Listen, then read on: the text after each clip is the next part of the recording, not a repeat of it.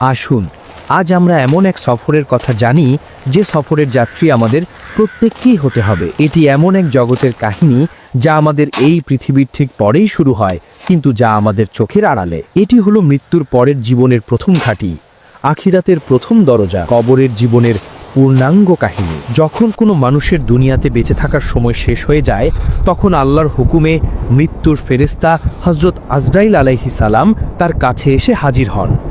যদি মৃত ব্যক্তি একজন নেককার বা ভালো মানুষ হন, তবে ফেরেশতারা তার কাছে আসেন নূরের মতো উজ্জ্বল আর সুন্দর চেহারা নিয়ে। তাদের সাথে থাকে জান্নাতের সুগন্ধিযুক্ত কাফনের কাপড়। তারা সেই রূহকে অত্যন্ত নরম আর আদরের সাথে শরীর থেকে বের করে আনেন, ঠিক যেভাবে একটি ভেজা আটার ভিতর থেকে একটি চুল খুব সহজে বেরিয়ে আসে।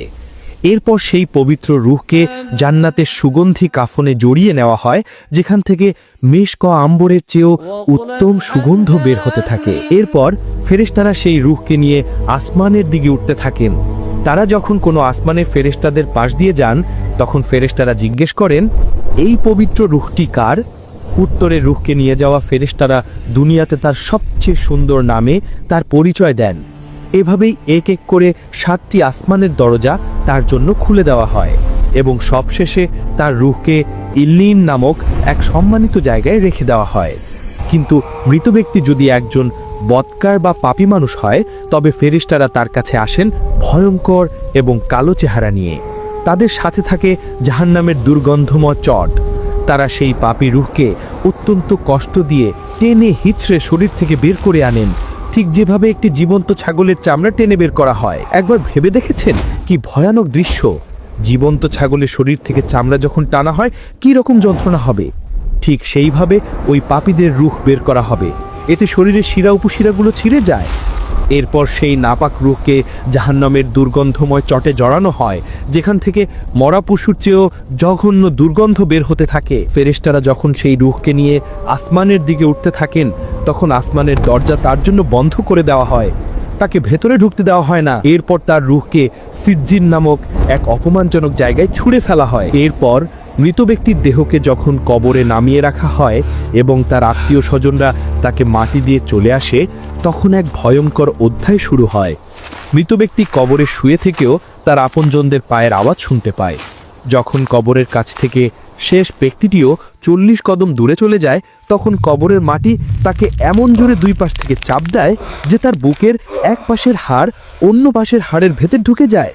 এই চাপ থেকে কেউই রক্ষা পাবে না, সে যত বড় নেককারী হোক না কেন। এরপর শুরু হয় সেই আসল পরীক্ষা। কবরে সেই ভয়ঙ্কর মাটির চাপের পর হঠাৎ করে কবরের মাটি দুভাগ হয়ে যায় এবং আগমন ঘটে দুই ভয়ঙ্কর ফেরেশতার। তাদের নাম মুনকার এবং নাকির। হাদিসের বর্ণনা অনুযায়ী তাদের দেখতে অত্যন্ত ভয়ঙ্কর। তাদের গায়ের রং হবে নীল কালো, চোখগুলো হবে আগুনের গোলার মতো, আর তাদের কণ্ঠস্বর হবে বজ্রপাতের মতো ভয়ঙ্কর। তাদের হাতে থাকবে বিশাল এক লোহার হাতুড়ি। সেটি এত ভারী হবে যে দুনিয়ার সকল মানুষ মিলেও তা মাটি থেকে তুলতে পারবে না।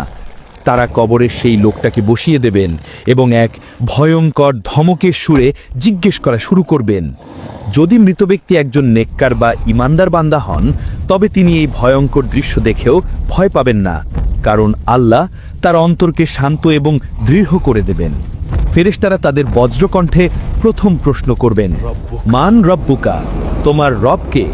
ইমানদার বান্দা কোনো ভয় না পেয়ে অত্যন্ত শান্ত এবং দৃঢ় কণ্ঠে উত্তর দেবেন, রব্বি আল্লাহ, আমার রব আল্লাহ। এরপর তারা দ্বিতীয় প্রশ্ন করবেন, ওয়ামা দিনুকা, তোমার ধর্ম কি? তিনি উত্তর দেবেন, দীন ইয়াল ইসলাম, আমার দিন হলো ইসলাম।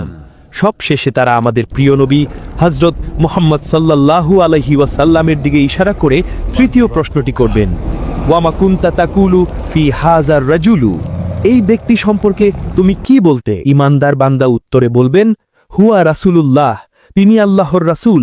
ফেরেশতারা আবার জিজ্ঞেস করবে, তুমি কিভাবে জানলে? সে উত্তরে বলবে, আমি আল্লাহর কিতাব পড়েছি, তার উপর ঈমান এনেছি এবং তাকে সত্য বলে জেনেছি।